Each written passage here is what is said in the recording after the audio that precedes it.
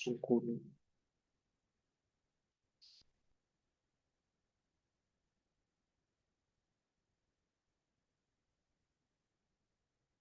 Yuk, Assalamualaikum warahmatullahi wabarakatuh. Pada video kali ini kami akan mempresentasikan hasil kerja kami untuk EAS Fisika Komputasi. Sebelumnya kami dari kelompok 3 yang beranggotakan Maulidna Rahman dengan NLP 023, Elizabeth Ana dengan NLP 029, Musfita Prasetya dengan NLP 039, dan saya Muhammad Sanul Fikri dengan NLP 089.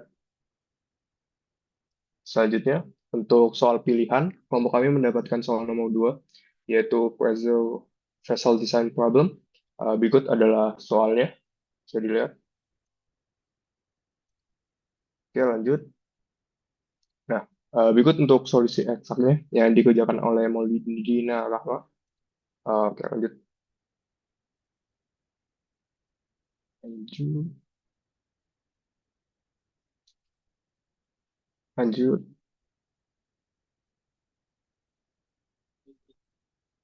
Oke, oke. Nah, dari hasil eksak ini kami mendapatkan fungsi objektifnya sebesar 5.885,7. Oke, lanjut. Nah, selanjutnya untuk metode komputasinya, di sini kami menggunakan dua, yaitu perkalian Lagrange dan DOM. Eh, untuk yang pertama di sini ada definisi untuk soal dan parameternya. Di sini parameter seperti batas atas, batas bawah, jumlah iterasi, dan sebagainya. Lanjut. Oke, nah untuk yang ini adalah yang dari soal. Di sini ada 4 fungsi. Yang fungsi pertama digunakan untuk mengevaluasi fungsi objek. Fungsi kedua digunakan untuk mengevaluasi keempat fungsi kendala atau constraint.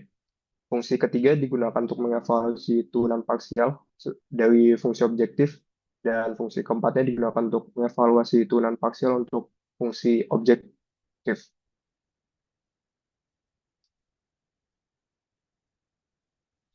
Berikut adalah function yang kami buat untuk metode Lagrange. Lanjut. Nah, yang ini untuk metode DOM. Oke. Nah, ini lanjutannya dari metode DOM. Nah, dari kedua metode tersebut, berikut adalah output yang kami dapatkan untuk metode pengalih Lagrange. X yang didapatkan 0,7829, 0,3620, 40,3079, dan 199,8694 dengan fungsi objektif sebesar 5.849,4635.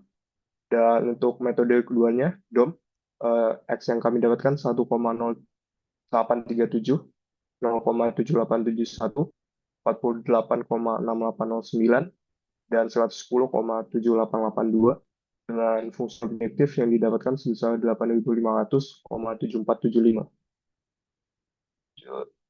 Nah, ini adalah grafik yang kami dapatkan. Yang sebelah kiri adalah dengan metode penggali Lagrange dan yang sebelah kanan adalah dengan metode DOM. Bisa dilihat di sini kalau menggunakan penggali Lagrange, nilai objektifnya bisa langsung turun di iterasi pertama. Sedangkan untuk DOM, turunannya itu relatif linear. Oke, lanjut. Nah, dari X yang sudah kita dapatkan tadi, kita coba untuk masukkan ke fungsi kendalanya. Nah, untuk metode penggali Lagrange, di sini ada dua kendala yang didapatkan untuk J2 dan J3-nya. Di sini melanggar aturan constraint, di mana J2-nya didapatkan sebesar positif 0,0225 dan J3-nya sebesar positif 1499,5. Nah, untuk metode 2 dari DOM, di sini tidak ada yang dilanggar, semuanya sesuai dengan constraint. Ya, lanjut. Oke, dari situ dapat disimpulkan kalau metode berbasis gradient Lagrange cenderung lebih cepat konvergensi, namun rentan henti di titik yang sedikit melampaui batas. Adalah akibat skema penelitian berbasis Algadian yang digunakan. Sementara untuk metode DOM eh, lebih lambat untuk konvergennya, namun secara konsisten menjaga solusi di dalam ruang visible karena skema penalti kuadratik yang sebanding dengan besar pelanggaran. Oke.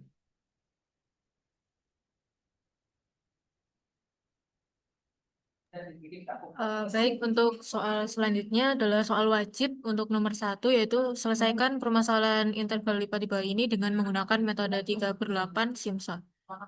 Jadi next. Oke, pertama kita akan mencari tahu dulu tentang solusi eksak dari kedua integral tersebut. Untuk soal yang A, di sini kita bisa melakukan pemisahan variabel, yaitu variabel X sendiri dan juga variabel Y sendiri. Kemudian kita bisa menyelesaikan satu persatu integralnya untuk variabel X-nya menjadi X pangkat 3/3 dengan batas bawahnya 0, batas atasnya 3, dan juga untuk variabel Y-nya batas bawahnya 0, batas atasnya 2. Didapatkan solusi eksaknya sebesar 24. Bisa di next. Lalu kita juga bisa menghitung menggunakan metode numerik yaitu Simpson 3/8 menggunakan n sama dengan 3 pada 4 titik di arah X dan juga arah Y. Kita tahu untuk arah X-nya, HX-nya adalah 1 dengan titik-titiknya adalah 0, 1, 2, 3. Maka dapat kita masukkan ke dalam rumus Simpson 3/8. Untuk pembobotannya kita pastinya memakai 3, lalu didapatkan eh, GY atau Y-nya sebesar 9Y kuadrat. Lalu kita bisa kalikan menggunakan konstanta Simpson 3/8. Bisa di next. Pada tabel dapat kita lihat apabila kita masukkan 0 maka G-nya akan menjadi 0. Apabila kita masukkan 2/3 menjadi 4, 4/3 menjadi 16, dan 2 menjadi 36. Sehingga kita dapat masukkan kembali ke rumus Simpson 3/8 dan didapatkan integral secara numeriknya 24 sesuai dengan eksaknya. Kemudian bisa di next. Lalu ini untuk soal yang 1B. Sama, kita melakukan pemisahan variabel terlebih dahulu. Kemudian kita bisa melihat bahwa bentuk tersebut itu merupakan bentuk elementer tertutup, sehingga kita bisa menggunakan fungsi error. Dan didapatkan nilai eksaknya 2,23. Bisa di next. Lalu apabila kita menghitung menggunakan Simpson 3/8, sama, kita tinjau arah X dan juga arah Y-nya. Kemudian bisa di next. Dan dapat dilihat, kita mendapatkan I secara numeriknya yaitu 2,329. Lalu kita bisa membuat source code-nya, di mana di sini adalah input. Kita bisa memasukkan untuk soal yang pertama, kita masukkan fungsinya. Di sini X kuadrat dan juga Y kuadrat. Lalu kita masukkan batas dan juga jumlah subintervalnya, batas atas, batas bawah, dan juga kelipatan dari metode yang kita pakai adalah 3. Lalu kita juga masukkan function dari Simpson 3/8-nya yang sesuai dengan PowerPoint dari Bapak dosen. Lalu kita bisa masuk ke prosesnya, di mana kita bisa menghitung arah X-nya dulu untuk setiap Y tetap. Lalu kita baru menghitung integral arah Y-nya dari GY. Lalu kita bisa mendapatkan solusi eksak dan juga kita bisa membandingkan antara solusi numerik dan juga eksak melalui Galat. Bisa di next. Lalu ini juga outputnya untuk soal yang pertama akan menampilkan hasil numeriknya, hasil eksak, Galat absolut, dan juga Galat relatif. Bisa di next. Lalu ini untuk soal yang kedua, sama seperti soal yang pertama, kita memasukkan inputnya, yang berbeda hanya di fungsinya saja, fungsinya. Prosesnya juga masih sama, kita mencari ke X dulu, lalu arah X, lalu arah Y, didapatkan I numerik dan juga I eksak. Bisa di next. Outputnya juga masih sama, menampilkan hasil numerik, hasil eksak, Galat absolut, dan juga relatif. Bisa di next. Lalu di comment window-nya, maka didapatkan hasil untuk soal 1A, itu hasil numerik Simpsonnya 24 dan hasil eksaknya 24, sehingga kita dapat ketahui untuk Galat absolut dan relatifnya itu 0. Kemudian untuk soal 1B, kita mendapatkan hasil numeriknya 2,3, lalu hasil eksaknya 2,2, dengan galet absolutnya 0,09 atau 4,4%. Di sini kita bisa melihat bahwa hasil numerik dan juga eksaknya eh, hampir mirip. Errornya juga masih di bawah 5%, jadi itu bisa memvalidasi jawabannya. Bisa next ke soal selanjutnya.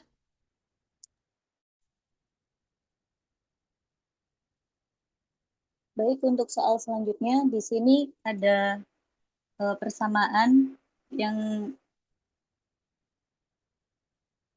di sini terdapat data fotovoltaik untuk modul STP 6 120/36 dan fotowatt PWP 201 dengan arus beban itu dideskripsikan dengan persamaan berikut. Dengan K-nya itu menotasikan konstanta Boltzmann, Q-nya itu muatan elektron. Bentar.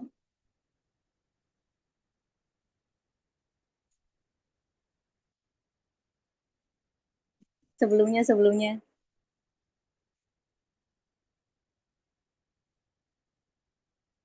Nah, di sini foto watt PWP 201 secara berurutan itu 55 derajat dan 45 derajat. Selanjutnya di sini tuh dicari IPH, ISD, RSH, NRS dengan menggunakan pengukuran sebagaimana tabel yang ada di slide selanjutnya.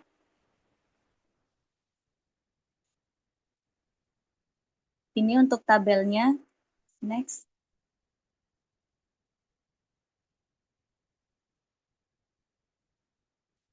Nah, di sini untuk arus keluaran IL untuk modul fotovoltaik PV itu dimodelkan sebagaimana persamaan yang tadi di awal. Di sini beberapa simbol yang belum diketahui itu ada IPH, arus photocurrent. Nah, di sini ada ISD, arus saturasi dioda, terus RSH, resistansi shunt, N itu faktor idealitas diodanya, dan RS itu resistansi secara seri. Di sini konstanta yang diketahui itu Q-nya itu sama dengan 1,6021 kali 10 pangkat min 19 kar C. Terus K-nya itu sama dengan 1,3806 dikali 10 pangkat min 23. Untuk NS-nya itu 36, NP-nya itu sama dengan 1 untuk kedua modulnya. Dengan temperatur operasi STP 120/36 itu T-nya itu 55 derajat Celcius. Dengan jika diubah ke Kelvin itu menjadi 328,15 dan fotowatt PWP 201 itu suhunya 45 derajat jika diubah ke Kelvin 318,15 dengan tegangan PT-nya itu dari persamaan KT per Q itu didapatkan seperti ini. Next.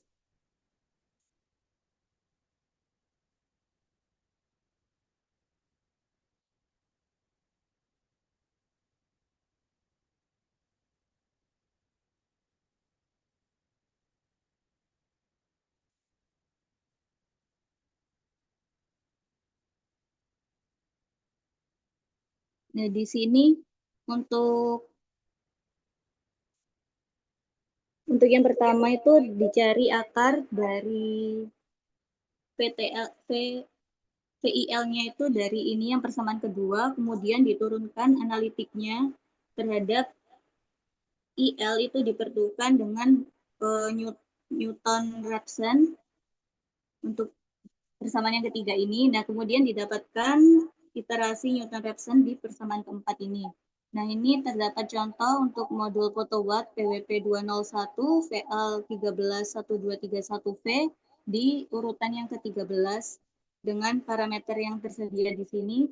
Berdasarkan itu didapatkan bahwa konvergen dari kuadratik dalam 3 iterasi ke IL itu sama dengan 0,873559 ampere dengan galatnya itu kurang dari 10 pangkat min 14. Dengan arus terukurnya itu pada titik ini itu 0,8725 ampere sehingga residu R-nya itu 0,8736 dikurangi 0,8725 sama dengan 0,0011 ampere. Next.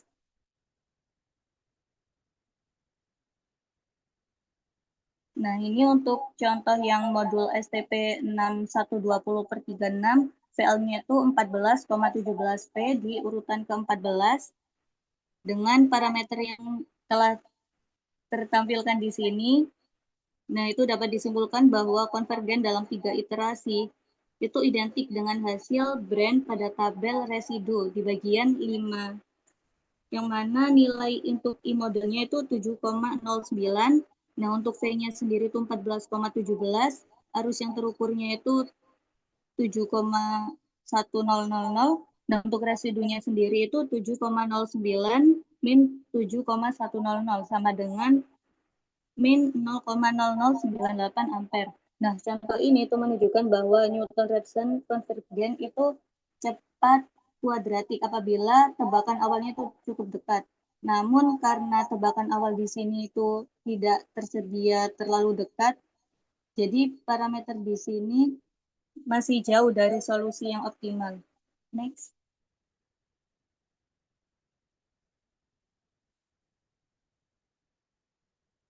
Nah, di sini ada foto watt PWP 201 dengan kos awal atau tebakan awalnya sebagaimana tersedia di sini. Untuk yang sebelah kanan ini ada contoh STP 6120/36. Next.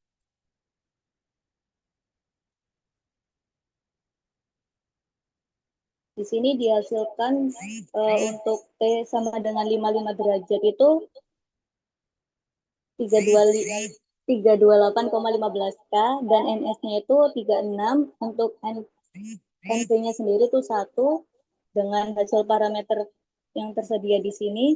Untuk SSE-nya itu 4,8743 kali 10 pangkat min 3 ampere kuadrat.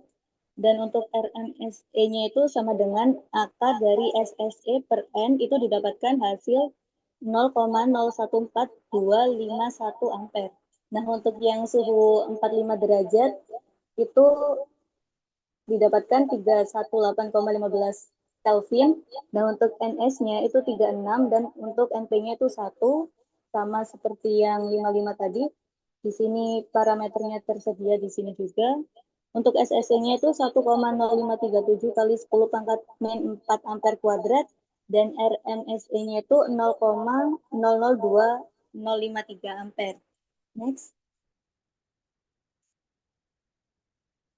Di sini didapatkan hasil dan kesimpulan bahwa untuk parameter STP 6120/36 di suhu 55 derajat Celcius untuk IPH-nya itu sekian, ISD-nya juga 1,937 kali 10 pangkat min 6, RSH-nya 15,939, N-nya sekian, dan untuk evaluasi fungsi totalnya itu 81. Nah, untuk yang foto watt sendiri, PWP 201 dengan suhu 45 derajat Celcius, itu IPH-nya 1,031, untuk ISD-nya itu 2,644 kali 10 pangkat min 6, untuk SSC-nya 0,034316, dan untuk evaluasi fungsi totalnya itu ada 94. Next.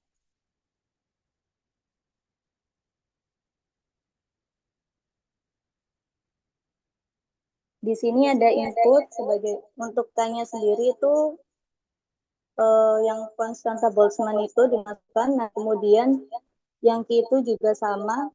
Next.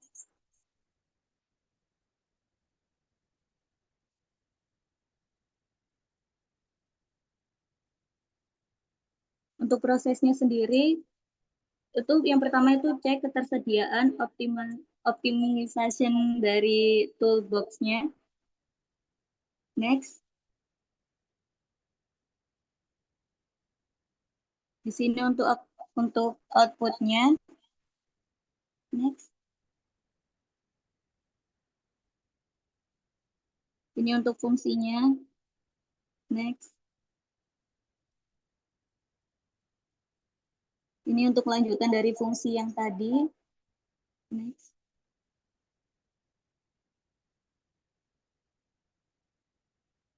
Ini juga lanjutan dari fungsi-fungsinya. Next.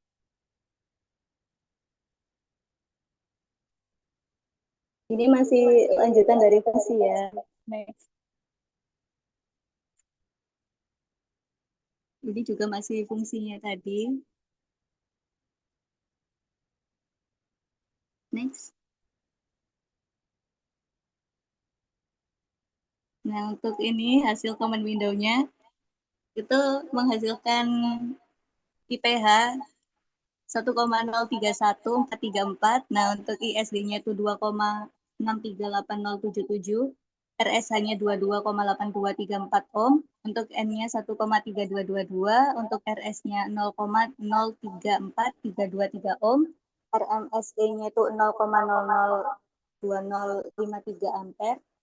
Nah, untuk yang STP 6120 per 36 di suhu 55 derajat Celcius, untuk IPH-nya itu 7,458 sekian, ISD-nya 2,331 ampere, untuk RSH-nya itu 646,99 ohm, N-nya 1,25, RS-nya 0,0046 ohm. Nah, untuk RMSE-nya 0,014 ampere. Next.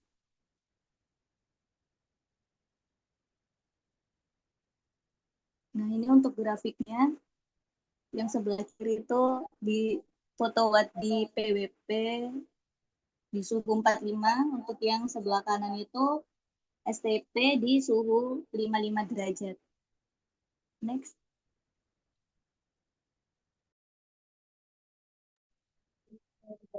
Nomor 3, nomor 3 ini data pengukuran sebagaimana pada tabel dalam satuan detik tentukan 40, 50, 70, 80 detik dari awal pengukuran menggunakan interpolasi Lagrange dan Newton dengan mode buat code yang sekaliran menghasilkan semua nilai yang dibutuhkan dengan tabel yang diketahui seperti berikut. Diketahui data pengukuran sebagaimana pada tabel dengan waktu jam dikonversi ke satuan detik. Dihitung sejak awal pengukuran jam, di mana jam 12 itu dianggap T sama dengan 0 detik. Di sini ini merupakan satuan dalam detiknya. T juga sama satuan dalam detiknya. Ini merupakan urutan keberapanya. Jamnya sesuai dengan soal mengikuti jam 12, 12.21, 12.34, jam 1 sampai seterusnya sampai 13.32. Untuk cara mengubah konversinya, karena jam 12 itu dianggap 0, maka 21 menit berikutnya itu dikali sama 60. Sehingga menghasilkan pada satuan detik itu 1260. Begitu berikutnya sampai jam 13.32. Yang akan dicari nilai Y pada T sama dengan 40, 50, 70, 80 detik menggunakan interpolasi Newton dan interpolasi Lagrange. Untuk metode pertama yaitu metode Newton, di mana di sini rumusnya sebagai berikut. Lalu dihitung per ordernya. Di sini ada selisih terbagi di order 1, selanjutnya ada selisih terbagi di order 2, dan di order 3 sampai 5 pada tabel berikut hasilnya. Jika digabungkan dari 1, maka tabel ini bisa meringkas semua perhitungan yang ada di tabel-tabel sebelumnya. Lalu dari hasil tabel ini itu diambil diagonal atas tabel, di mana A0-nya itu hasilnya 1544,3, A1-nya min 0,003, A2-nya 1,2705, A3-nya min 5,746, A4-nya min 1,787, dan A5-nya min 3,975. Untuk diagonalnya ada. Selanjutnya dimasukkan ke rumus bentuk polinomial Newton. Nah, untuk contoh perhitungan kali ini dicari dengan T sama dengan 40. Lalu disubstitusi saja sesuai dengan rumusnya, sehingga menghasilkan P40 sama dengan 1,541 1,541,8721. Untuk metode kedua yaitu metode Lagrange, di mana menggunakan rumus Lagrange sebagai berikut. Evaluasi yang digunakan, angka yang dicari juga sama, yaitu T sama dengan 40. Untuk yang pertama Kita masukkan menggunakan rumus ini terlebih dahulu, di mana X ini merupakan detik, X merupakan angka 40 yang akan kita cari, dan X ini ini merupakan derajat yang dicari. Lalu untuk contoh perhitungan pertama ini didapatkan L1-nya 0,275, L2-nya didapatkan 0,219, L3-nya didapatkan 0,102, L4-nya didapatkan 0,05, dan L5-nya didapatkan 0,007. Setelah L1 sampai L5 didapatkan, maka dia masukkan ke dalam rumus yang ini dengan substitusi nilai yang didapatkan tadi dengan nilai pada tabel Y. Sehingga didapatkan P40 sama dengan 1541,872131. Untuk hasil perhitungan secara lengkapnya tertera pada tabel ini. Nah, untuk perbandingan antara hasil Newton dan hasil Lagrange itu disajikan dalam tabel ini untuk detik ke 40, 50, 70, 80 dengan selisih antara hasil Newton dan Lagrange itu 0, di mana membuktikan bahwa hasil dari Newton dan Lagrange itu sama, hanya saja metodenya yang digunakan berbeda. Lalu untuk search kodenya, yang pertama input kita masukkan sesuai dengan data yang ada pada soal tadi, di mana jamnya itu mulai dari 12 sampai 13.32, datanya dimasukkan seperti pada soal, lalu detiknya diubah ke dari jam diubah ke detik.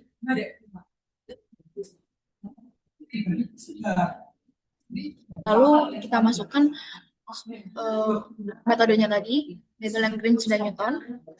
Di sini kita memanggil fungsi, di mana fungsi Newton sebagai berikut, di mana ini merupakan rumus dari Newton, dan ini juga, dan inputnya tadi sesuai pada source code yang pertama. Selanjutnya ini merupakan kode Lagrange, di mana ini merupakan persamaan dari Lagrange yang tadi digunakan sesuai dengan perhitungan secara numerik. Lalu ini untuk perbandingan outputnya, di mana nanti akan disajikan waktunya, Lagrange, dan Newton. Ini untuk kode yang grafiknya.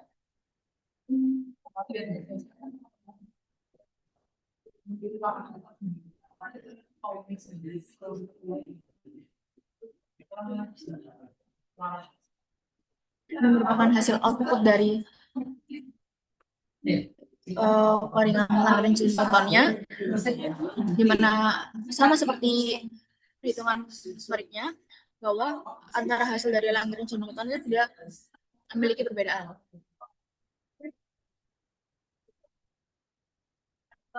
Dan kurva ini menunjukkan di mana sumbu X menunjukkan detik awal pengukuran, dan dia merupakan data sesuai dengan soal.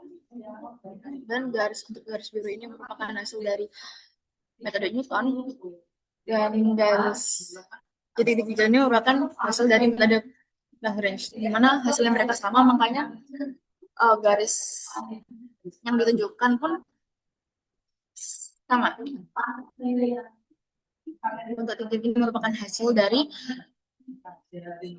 hasil perhitungan menggunakan Newton dan Lagrange tadi. Sekian dari kami dan terima kasih.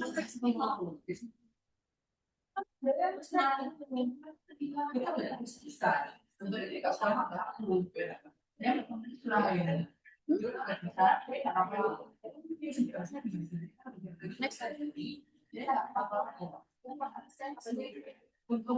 Untuk pembagian tugasnya, soal pilihan nomor 2 itu dikerjakan oleh Isanul. Untuk soal wajib nomor 1 dikerjakan oleh Maulidina, soal wajib nomor 2 dikerjakan oleh Musfita, dan soal wajib nomor 3 dikerjakan oleh Sultana. Terima kasih.